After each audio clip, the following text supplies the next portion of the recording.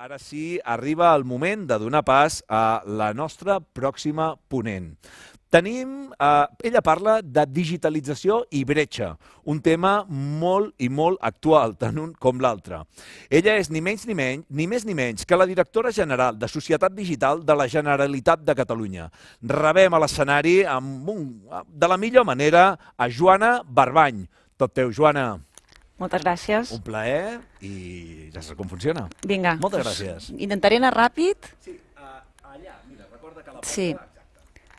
Aviam si entra el PowerPoint.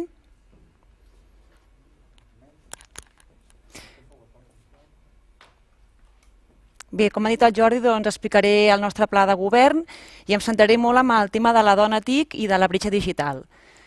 Doncs jo vaig començar a treballar a la Generalitat fa 2 anys i mig. No passa el PowerPoint. Aviam, és l'efecte demo, sempre passa igual. Esperarem. En tot cas vaig avançant. Vaig començar, doncs, com deia, a treballar a la Generalitat fa 2 anys i mig i quan vam començar doncs, vam decidir treballar amb 5 eixos, no? Que ara es projectaran aquí a la pantalla. El primer eix, com veieu, doncs, era la ciutadania digital. Enteníem doncs, que per tenir un país digitalitzat calia que la ciutadania i les persones estiguessin apoderades, capacitades i protegides. El segon eix era el territori cohesionat amb infraestructures digitals i ciutats intel·ligents, les Smart Cities. El tercer punt, una administració del segle XXI, una administració que fos propera, que fos oberta, que fos digital i que fos eficient. Un país cibersegur, com sabeu, doncs, el tema de la ciberseguretat és clau i primordial en aquests moments i, per tant, tot el que hem de fer des de la Generalitat perquè aquest país estigui protegit. I, per últim, la innovació digital, és a dir, què fem amb aquesta economia digital que tenim davant. És al revés. Molt bé, farem un breu repàs als 5 eixos. En primer lloc, l'eix de ciutadania digital, com us deia, era poder tenir una ciutadania apoderada, capacitada i protegida. En aquest sentit, m'agradaria destacar algun punt. En aquest cas, per exemple, la xarxa Puntic són 500 punts que tenim per Catalunya on hi passen moltes coses, on formem a la ciutadania, on formem amb l'ACTIC, que és aquesta acreditació digital que tenim des de la Generalitat. També hem treballat amb el Pla STEMcat, que vol dir com podem fer que la nostra ciutadania vulgui estudiar més les ciències, tecnologies, enginyeries i matemàtiques. Tot el tema també del talent.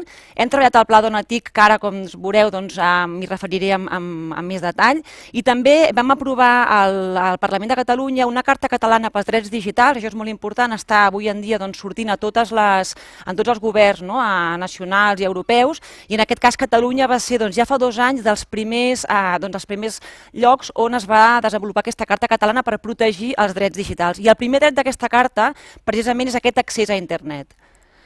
Pel que fa al territori cohesionat, això també ha sortit ara en l'enquesta que hem fet. Com podeu veure, a finals del 2021 tindrem connectada el 91% de la població catalana. Això són 6.880.000 habitants connectats. I un 61% dels municipis, el 100% dels municipis de més de 500 habitants. Per què ho fem, això? Ho fem perquè, com s'ha dit abans, si no tenim el territori cohesionat, evidentment les persones no poden accedir al coneixement i no poden estar digitalitzats. I, per tant, per nosaltres és primordial el fet de tenir el territori fibrat. També hi ha altres projectes interessants, com aquest cable submarí que vam presentar fa 15 dies, i també tot el projecte que es fa des de Smart Catalonia, que en aquest sentit el que volem és que les ciutats siguin intel·ligents. I aquí hi ha diferents projectes, com projectes de fer un port amb 5G, el projecte de Smart Rural, que vol dir que la gent que està fora de l'àrea metropolitana pugui accedir, diguéssim, a internet, etc. També pel que fa a l'administració digital del segle XXI, com sabeu, evidentment no podem tenir una administració lluny de la ciutadania perquè se'ns demana que siguem digitals i per tant hem de fer nosaltres els primers en donar exemple. En aquest sentit es va aprovar el decret de transformació digital no fa molt poc i aquí el que pretenem és que l'administració ha d'incloure la ciutadania en dissenyant els seus serveis públics i ha de donar uns serveis de manera proactiva. No podem esperar que el ciutadà en vingui, sinó que ho hem de fer nosaltres. I també en aquest sentit es va aprovar el decret de regulació del teletreball. Ara sembla una cosa normal, però vaja, fa 6 mesos no pensàvem que tothom estaria fent teletreball i el sector públic va ser un dels primers en posar-s'hi. El País Cibersegur, com us he dit, és un projecte primordial. Com sabeu, durant el confinament hi ha hagut molts atacs informàtics, no només a nivell de govern, sinó a nivell d'empresa. Per tant, tot el que té a veure amb preparar el país en aquest sentit és bàsic per nosaltres, i en aquest sentit tenim diferents projectes com Internet Segura. Cal educar la ciutadania i formar-la perquè sàpiguen què es pot fer i què no es pot fer, i no només a ciutadans, sinó també a empreses i institucions. I per últim, el tema d'innovació digital, crec que ja ha sortit avui també en algun moment, estem en una nova economia, una economia que tot i estan en crisi ara, segueix generant llocs de treball. Sapigueu que avui en dia ocupa ja el 3,9, això està actualitzat de fa molt poquet, segons l'enquesta de població activa. Per tant, un sector en creixement, un sector que a Catalunya fa que siguem terra d'importació de projectes, però també és cert que és un sector on hi manca talent. O sigui, el talent TIC està molt demandat i hem d'anar-lo a buscar fora. Per tant, ara entrarem al tema de la dona TIC, és un espai, un entorn on crec que hem de treballar-hi. I per últim també els nous entorns i les noves economies, com per exemple de la New Space, que com sabeu avui en dia està també sobre la taula, i Catalunya en aquest sentit és líder. Us explicaré molt per sobre, perquè em queden 5 minuts, el Pla Dona TIC i el Pla de lluita contra la bretxa digital. Com us he dit, com a punts forts, a Catalunya és un lloc de generació d'ocupació i de riquesa i som referents a nivell de transformació digital, però per altra banda ens passa que hi ha poques persones interessades en els àmbits tecnològics pel que fa a la seva educació. Hi ha una baixa ocupació femenina en el sector tecnològic, una manca de talent i una manca de lideratge femení.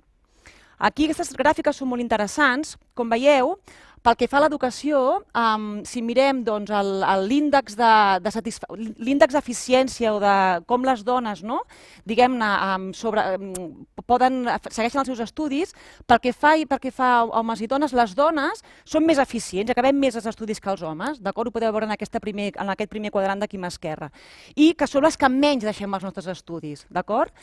Per tant, hi ha més dones estudiant i són les que diguem-ne que deixem menys els estudis. Però a la gràfica de baix, la de les gràfiques de barres, veiem en blau tenim els homes i en blau les dones, veiem que si les notes de les dones, que és la gràfica vermella, són més bones que les dels homes, traiem més bones notes, això és STEM, matemàtiques, tecnologia, ciències, química, etc.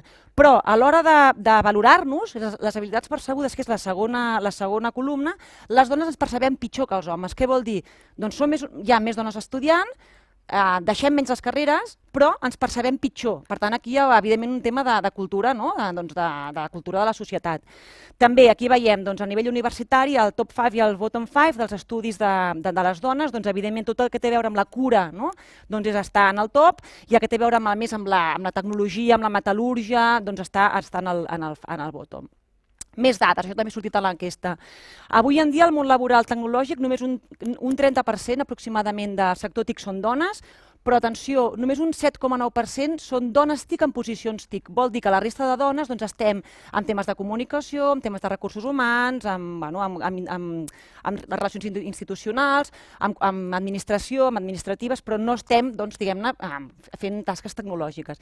I també el tema del salari. Avui en dia a Catalunya, ja està demostrat amb dades i amb estadístiques, les dones cobren un 20% menys que els homes en la mateixa posició en càrrecs directius. Per tant, això és així. No sé com ha sortit al final l'enquesta perquè no he pogut veure els resultats finals, però sincerament a mi em xoca, però és així. I també en tema d'igualtat, això és un índex que fa que cada any o cada 2 anys la Cambra de Comerç avalua amb diferents 5 punts, 5 eixos, que serien formació, mercat de treball, sector TIC, condicions de vida i apoderament. Aquí el que hauria de ser un pentàgon, vol dir que estem, les dones, que estem en el mateix sentit, amb la mateixa puntuació amb aquests 5 eixos, però què passa? És un triangle, o sigui, no és un pentàgon. Què vol dir? Que tenim més formació, com ha sortit abans, però en canvi, pel que fa a l'apoderament i al sector, estem minvades. Per tant, molta feina a fer. En aquest sentit, el que estem fent des de la Generalitat, treballant al Pla Dona TIC, que és un sector, com us he dit, amb molt creixement, amb molt poca dona, i per tant hi hem de ser sí o sí nosaltres, perquè és un sector emocionant i realment és molt interessant, i el sector perquè necessita de les dones, o sigui, el sector ha de ser divers, ha d'haver-hi dones i homes, evidentment, però com més divers, més millor funciona. I treballem amb 5 eixos, 4 eixos, perdoneu. El primer és fer les TIC atractives al talent femení del futur, és a dir, les noies, les nenes no veuen les TIC com una opció, Per què? Doncs perquè no les venem bé. Aquí hi ha un tema molt de màrqueting, de com expliquem la tecnologia. La tecnologia serveix per alguna cosa i això les nenes i les noies ho volen saber, no? Perquè són més pragmàtiques, volem saber el perquè de la tecnologia. Visibilitzar la dona, o sigui, diuen que no hi ha referents femenins i sí que n'hi ha, i n'hi ha molts, però no els visibilitzem. Per tant, aquestes nenes que volem que estudiïn TIC han de tenir referents. Avui en dia, els llibres de text de les escoles, de tecnologia i de ciència, hi ha 186 noms de nois i 2 noms de noies. I les noies són la Marie Curie i l'Ada Lovelace. Són 2 senyores molt bones, però clar, en blanc i negre, i evidentment les nenes de 12 i 13, una senyora en blanc i negre amb ulleres rodones, potser no és el seu referent. Per tant, què hem de fer? Doncs les que hi ha avui en dia que es vegin, no? I això també ho intentem fer des de la Generalitat. Després, formar i capacitar a tothom, ja ho he dit, és bàsic, i no només a les dones, sinó als homes i les dones, a tota la ciutadania. És importantíssim avui en dia tenir la ciutadania capacitada digitalment. I per últim, un eix molt interessant, que és l'eix de tenir dones amb càrrecs directius o en el sector empresarial, i econòmic de les tecnologies. Aquí el que fem és, sobretot, apostar per l'emprenedoria, perquè pensem que si fem una inversió amb les dones que estan emprenent en projectes tecnològics, avui són empreses startups, però d'aquí uns anys seran empreses ja fetes, i aquestes empreses ja naixeran amb aquesta manera, amb aquest lideratge femení. Per tant, creiem que és molt, molt important apostar en aquest sentit. I aquí hem llançat una línia d'ajuts, que us animo a que ho consulteu al DOC de la Generalitat, de 500.000 euros, on ajudem amb tíquets d'entre 15 i 35.000 euros a startups liderades per dones, amb un 50% de participació femenina. I això ho fem sobre 3 pilars. El primer, els mitjans de comunicació. És molt important, el que deia, fer referents, visibilitzar aquests referents que hi ha.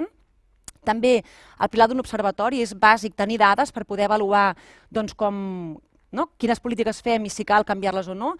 I per últim, el fer xarxa, perquè és molt important conèixer-nos, ajudar-nos unes a les altres, saber què fa una i què fa l'altra. I aquí, sempre ho dic, és importantíssim també que els homes ens ajudin, perquè la xarxa no ha de ser només de dones per dones, sinó que els homes també han de ser-hi.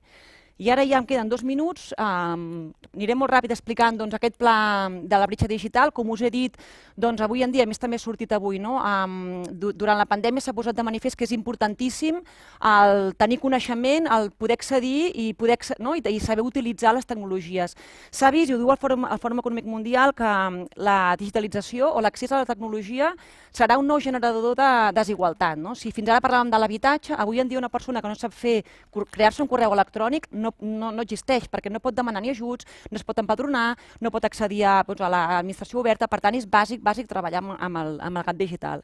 Hem fet una anàlisi, una diagnosi del territori, ara no m'extendré perquè és molt llarg, però bàsicament el que ve a dir és que la bretxa d'accés i la bretxa d'ús es deuen a temes sociodemogràfics i econòmics, és a dir, és un tema de coneixement, d'explicar el perquè de la necessitat de connectar-se a internet. Amb l'enquesta que hem fet abans, el 80% o 80% de les persones que no tenen accés a internet és perquè pensen que no cal, per tant, jo crec que se'ls ha d'explicar que sí que cal, és molt important.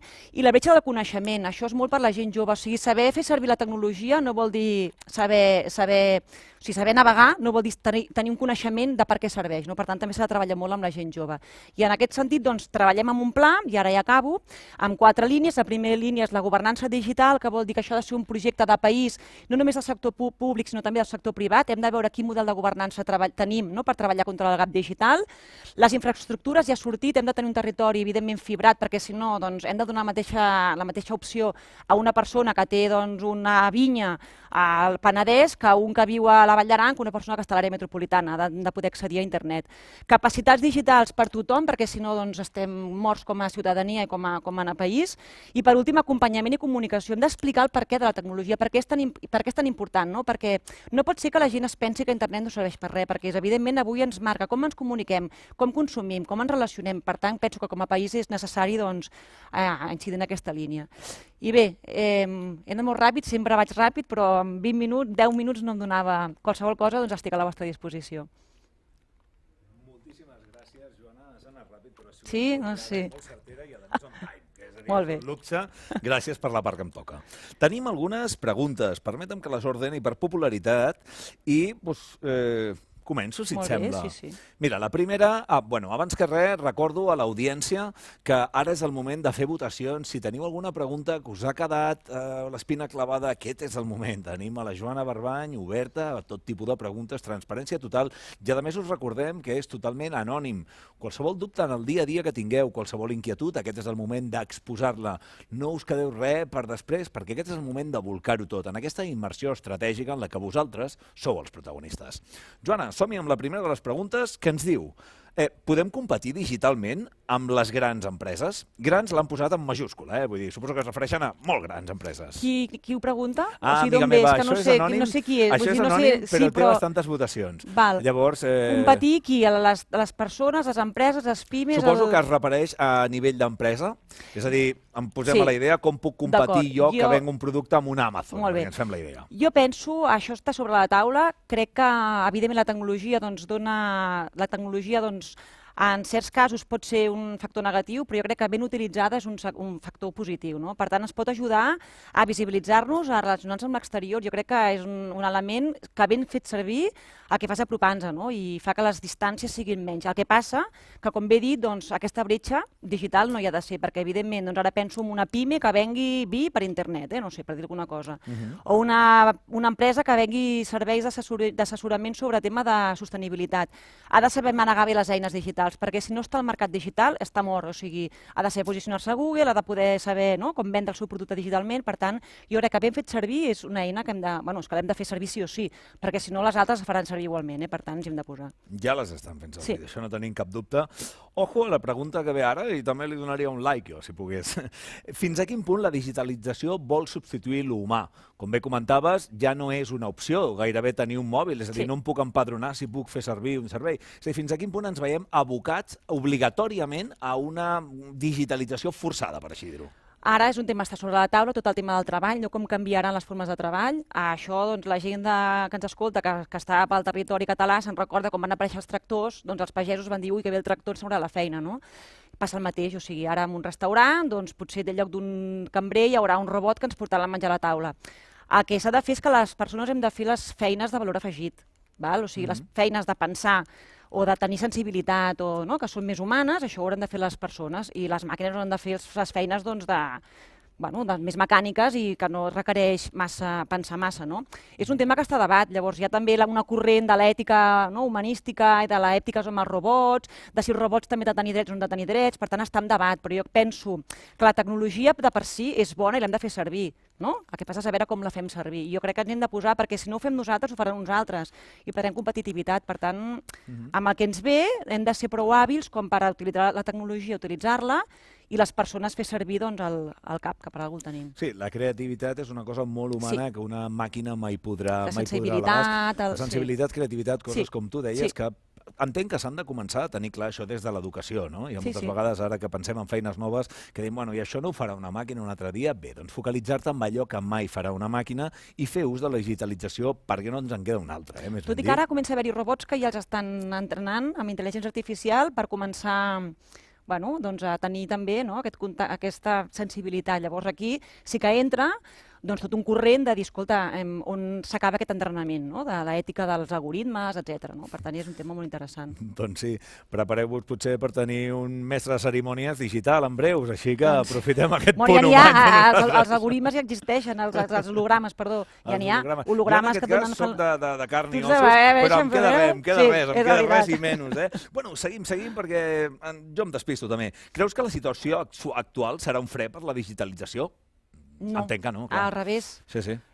O sigui, malauradament, la situació actual ens ha posat de manifest que és necessari estar digitalitzat, o sigui, fa 8 mesos o 9 ningú s'hagués pensat que estaríem fent això així, ningú s'hagués pensat que faríem zooms amb els avis, ningú s'hagués pensat que els universitaris estarien fent la carrera online, o que els professors podrien fer classes, o sigui, no ho pensàvem, i això ens ho hem trobat, malauradament, amb una pandèmia o sigui, obligats, si ho haguéssim fet voluntàriament no hi haguéssim arribat tan ràpid, perquè ja saps tu que si no és urgent no es fa, però sí, és que és clau, és que si no estem... Però hi haguéssim arribat?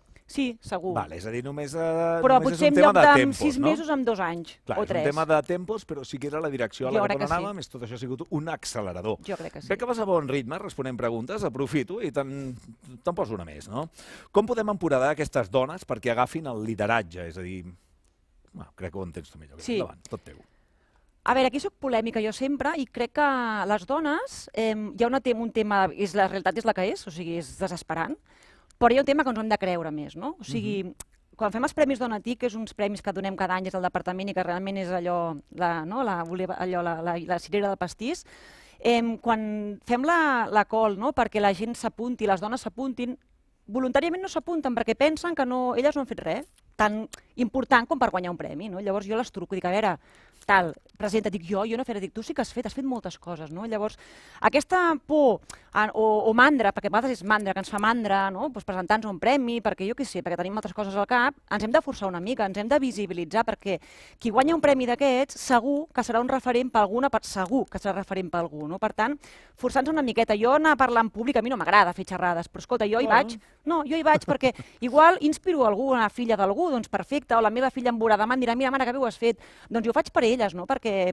per molta mandra que em faci, perquè no és el que m'agrada més, doncs jo em forço a fer-ho, perquè crec que hem de fer un esforç, perquè ens ho devem. Agraïm el teu compromís i el de totes les persones que han passat per aquí, que una mica amb el mateix mindset, per dir-ho així, venen aquí a compartir i a inspirar tots aquells que esteu a l'altra banda de la pantalla, que estic convençut que ho estem aconseguint. Bé, et sembla una última? Em tu allargo una mica, però vas a tan bon ritme que dic, vinga, va, doncs d'això. Entenc que va una mica lligada a l'anterior. En tenim una aquí que diu la digitalització és una arma de doble filo. Aquesta la deixo aquí, però no la debatim. I després tenim una altra que diu com podem accelerar incorporacions de dones en sectors STEM. Això és una feina que hem de fer conjuntament amb empreses i sector públic. Un cop més, tornem a la col·laboració público-privada, està clar. Que és una tònica que s'ha anat veient és que és així, al llarg que si no de tota la jornada. Perquè el que no podem fer és estar formant a la universitat perfils tal que l'empresa no ens demandin, o sigui, és que hem d'anar lligats, no? Llavors jo crec que el tema és, ja ho he dit, visibilitzar els referents que hi ha. O sigui, no pot ser que les dones no tinguin noms, que sigui una científica o un astronauta, sinó que aquesta dona es diu algú, perquè els homes no els diuen un científic, és el senyor tal. Doncs la tal ha anat a la Lluna, no una astronauta. Per tant, visibilitzar perquè siguin referents i molt important com venem la tecnologia. O sigui, ara que es veu que la tecnologia, per exemple, la robòtica, fins ara els robots potser estaven en una cadena de muntatge del sector automobilístic. Molt bé. Ara, quan s'ha vist que els robots serveixen per cuidar la gent gran, per exemple, per fer cura, per aixecar malalts de la cadira a la camilla, ara ja comença a haver-hi dones al sector de la robòtica, però perquè volen veure, perquè veuen aquesta utilitat finalista cap a la ciutat, cap a la societat. Per tant, també ho he dit, és per què serveix la tecnologia? No és estudiar tecnologia perquè sí o ciència perquè sí, sinó que serveix o per fer una vacuna, o perquè la gent gran es pugui moure, o per fer un pont per creuar 2 territoris i poder-hi anar. Per tant, és com ho venem. Jo crec que és un tema... Perquè també ho venen els homes, llavors ho venen a la seva manera.